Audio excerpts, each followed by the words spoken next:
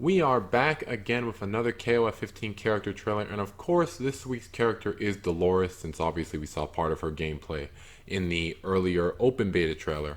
Unfortunately, this is not my first time seeing the trailer because my first recording did not go over well, so I had to re-record it. Not too big of a deal, but I actually have quite a lot to say on this trailer, but more towards the end.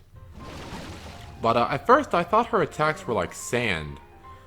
But as we see later in the trailer, it turns out, well, I'll save it for once it shows up.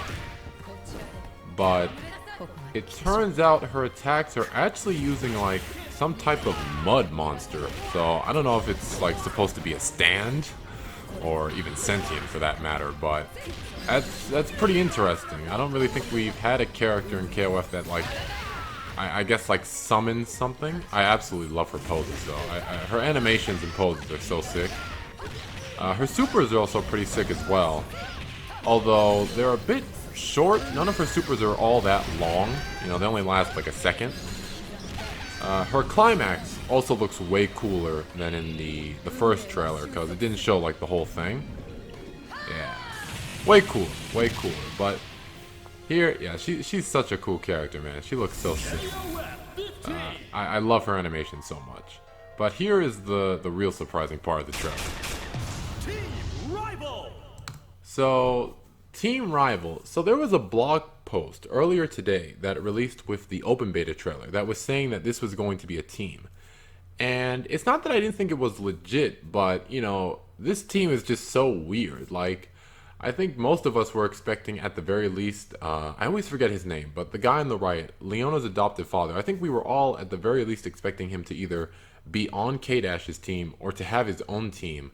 And I mean, I guess he kind of does have his own team, but I don't think we were expecting him to team up with the new characters.